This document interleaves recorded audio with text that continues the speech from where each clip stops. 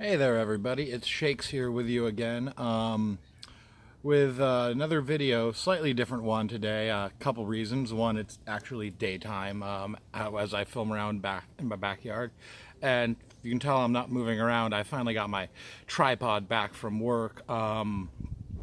But what I want to do today is kind of a response video that I just came up with last night while watching Electric Epileptic's last video. It's kind of more of a non-serious response video, but it was a story that I wanted to share, really silly. Electric talking about his hike gone wrong and his problems with oral seizures and stuff like that while going through that hike kind of made me think of this. A lot to say about it. One second, let me get my thoughts straight.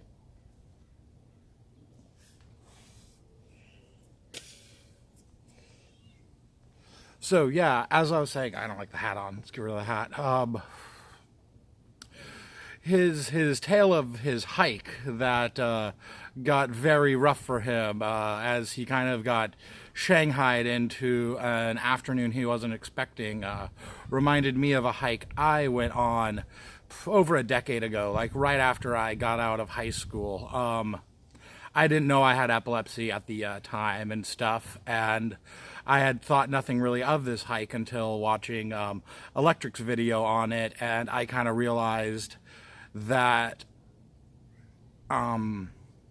I was having my own little anxiety auras and stuff all throughout that day as well, which led to some really poor decision making on my part that could have ended really, really badly. But it ended up going okay. But as much as I want to tell this ridiculous story, and I'll ramp up into that pretty quickly, I also wanted to share it just so, as I've always been saying, other people hopefully can see this and maybe come up with some of their own ideas and, no, maybe that's not right the way to put it, be more aware of their own limitations and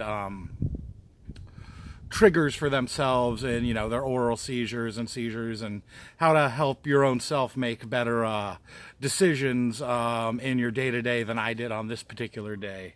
I also have get that little bit off, a rather special guest with me today. This is, no, look at the camera, dude. This is Clyde. His eyes are a little milky. He is getting ready to shed, but we're still a bit off. But this is my pet python, Clyde. He is a wonderful, super sweet dude, and the reason I have him with me today is because this story of my hike also heavily centers around the python I had at the time. It wasn't Clyde. It was my first ball python, Dante, who has since passed on years ago. I've had Clyde for 10, 11 years now, right, buddy? It's been quite a while. I think I got him like 2 years after Clyde passed away. But that's our 2 years after Dante passed away. So, kind of the whole start of the story was one day, it was summer 2006, 7, somewhere around there. I can't really remember going that far back. But I was just one day hanging out in my front yard. It was a nice sunny day, and I was letting Dante out to get some sun and wander around, and a buddy of mine comes driving up into my front yard telling me, to get in the car, and I'm just in like a t-shirt and a pair of shorts and flip-flops, and I have my snake, and I was like, hey, what are we doing? And he's like, oh, don't worry, we're just, gonna go out for a quick ride and stuff. And this is kind of a moment that recontextualized with Electric talking about it and me just kind of spending a lot of time thinking about the decisions I've made in my past and like when my anxiety, which is, just all under the umbrella of epilepsy and stuff, kind of played into it and stuff, and just wanting to be, cool and hanging out with my friends. And I just got in the car and, went off with them, and we drove around for a little, oh, one sec. alarm letting me know that my buddies are going to be over in like 20 minutes, so I'm not going to ramble on as long as I usually do. Also, I'm going to have a real like response about some serious things that Electric's video made me think about and stuff, but this silly one first. So I get shanghaied by my friends, and we drive around, and we end up picking up 2 more friends, and then I'm told we're meeting up with some more friends at the bottom of Seven Falls, which for where I live is the name of a hiking trail that goes up in the mountains, and you go past a series of 7 waterfalls, thus Seven Falls. And at that point I was starting to like freak out, like, wait, I thought we were just gonna go drive over to someone's house and, you know, get stoned for an afternoon. Excuse me. And I'm kind of starting to freak out at this point because, you know, I'm in flip-flops, shorts, and a t-shirt with a frickin' 5.5-foot long python. I was in no condition and didn't think it was a good idea to go on this silly dumb hike, and that in itself got me, like, my chest tightened and my breathing was getting bad. I thought I was going to have an anxiety attack and stuff, and kind of what got me on to thinking about all this recontextualized into, you know, epilepsy was Electric talking about when he would have his auras and stuff really bad, that he wouldn't really be able to talk and just be, you know, nonverbal. There was a part where, you know, he was talking about going on this hike with his girlfriend and stuff, and he just, you know, wasn't able to talk, and like that kind of clicked something for me. And I've already been kind of realizing this, but early on when I was younger, before I had like full-blown aura anxiety attacks, as I think I'm gonna call them now in the video, calling them anxiety attacks is just not the real case with them. But the early days of those was also a very similar. I wouldn't be able to talk. I wouldn't be able to be verbal. Like, I would still be having thoughts and have words I want to dictate out, but they just got jammed up at the, you know, at the front of my mouth. So I kind of just got drug along for this day, and had not much I could do with it and stuff. So we end up going on this hike, and I end up doing the entire hike and stuff, and you know, with no real fault other than I was freezing cold, because I mean, what, it's like about 6 o'clock here now, and I want to say we got near the top of the mountain around this same time, and it's, you know, even though it's California, it starts to drop temperature, especially when you go, you know, a couple like 1,000+ feet up into the mountains and stuff. And so, you know, going on this hike, and like, I would say it was fun, but I wasn't really having a fun time. It was everybody else running around and joking and stuff, and I kind of was just at the back of the pack the entire time, freaking the hell out, worried about the 1,001 different ways things could go wrong. And not so much for me, but a big part of the worry was for my pet snake and stuff. And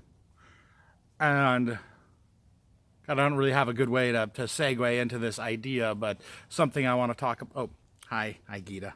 I would show you off to the world again and stuff, but the camera's all locked in. Don't knock over my soda.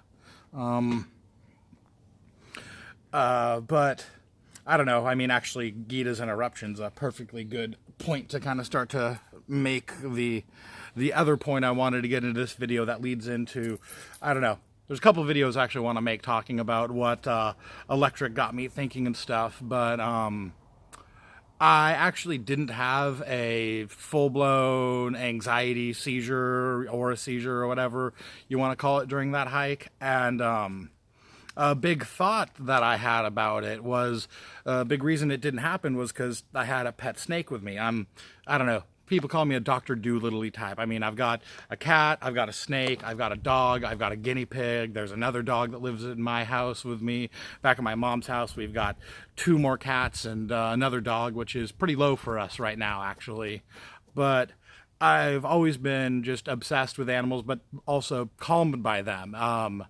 It actually, watching Electric's video last night and thinking about it, got me to think that it's like almost a support, emotional support, or actual, you know, support dog kind of animal thing, where I think animals, in especially stressful situations for me, are a very grounding thing where it gives me something to focus on that goes outside of my own mind, and something that needs my care and attention regardless of what I'm going through. It's a big thing, actually, I want to bring up with my therapist next time I see her.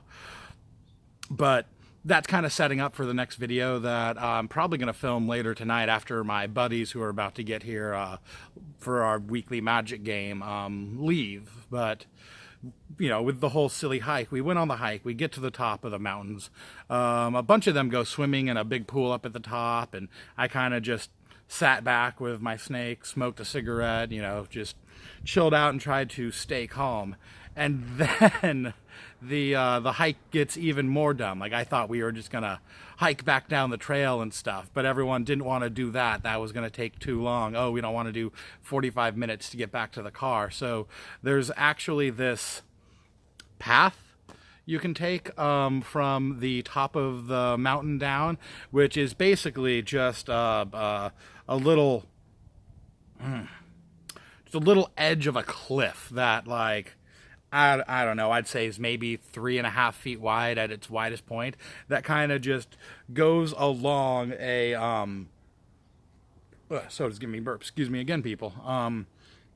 That goes along the side of the mountain that you hike up the side. It's kind of a very straight shot back to the parking area down at the mountain. It turns, you know, a 45-minute hike down into a like 7 or 8-minute hike, and I was against it just because a fall down is a fall down a steep, like, I don't know, 35-degree incline or something like that. It's just heavily wooded with, you know, wood and dirt chips and leaves and stuff. And I was still in friggin' sandals, still carrying a friggin' snake with me.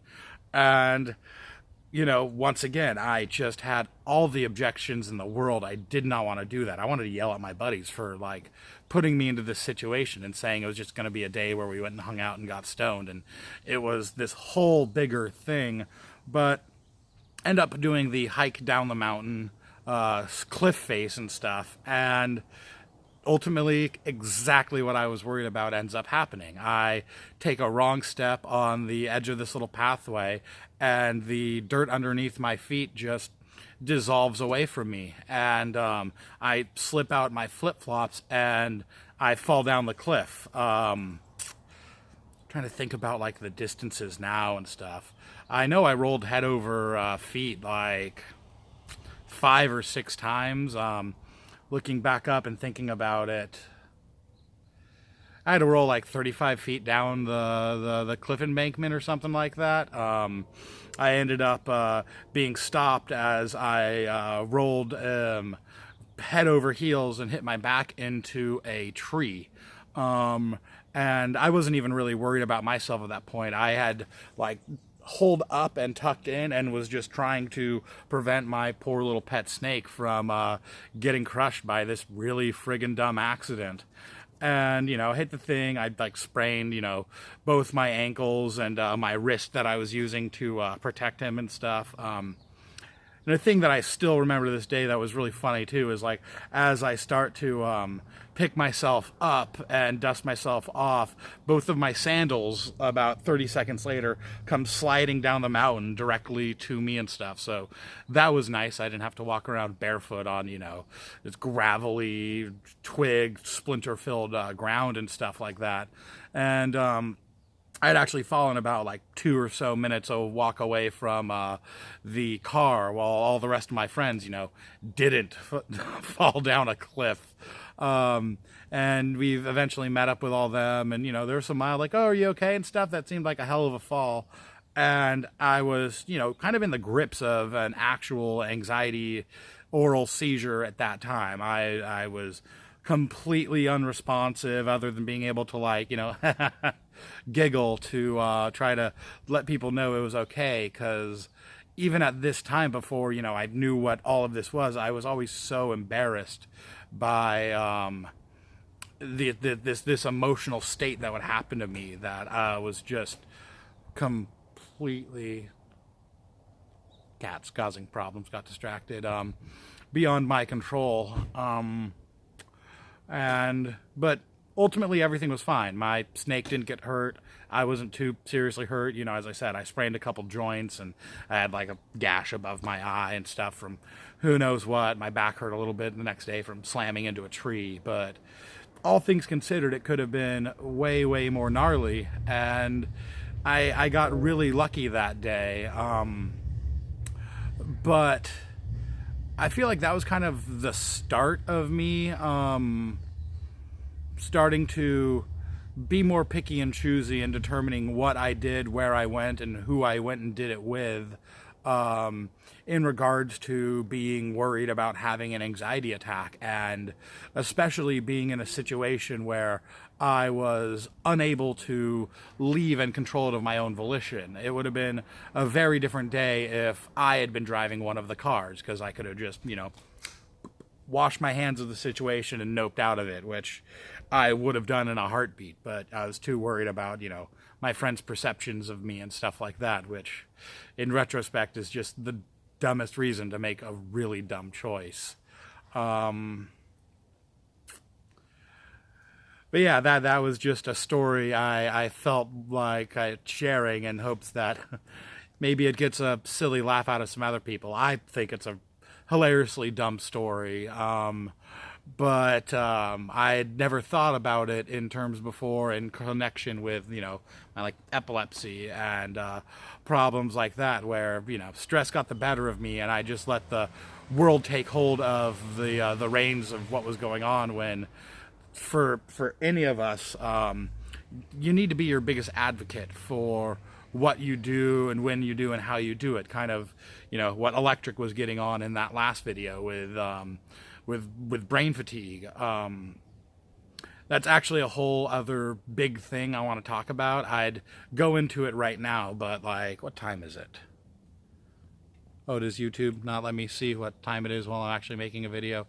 Okay, well, yeah, that's kind of probably an indicator that I should wrap up soon, because my buddies are gonna be here any minute. But yeah, so this isn't a super deep, insightful, like trying to help walk other people through. Just a, I don't know, cautionary tale and joke at the same time of just be aware of who you are and your limitations, and keep yourself safe. Because if your friends and the people you're with don't know your limitations because you don't feel safe telling them, they're not gonna, you know, they'll think you're just incapable and fine as them, and you've got to advocate for yourself more than anyone else will ever advocate for you.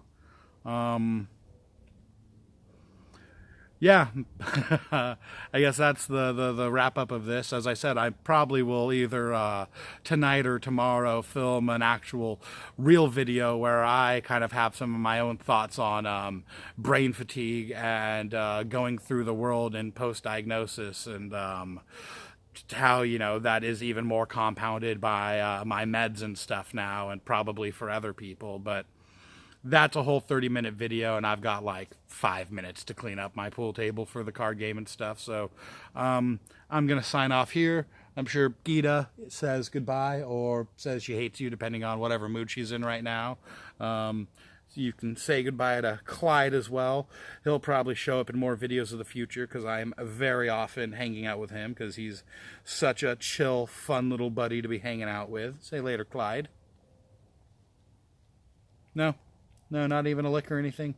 Fine, be a little punk like that. So yeah, thank you everybody for watching. I hope you either got some weird insight or at least a laugh out of this video, because I was really just going hopefully to get someone to chuckle at my stupidity. So stay cool, dudes, and I will catch you all later. Bye.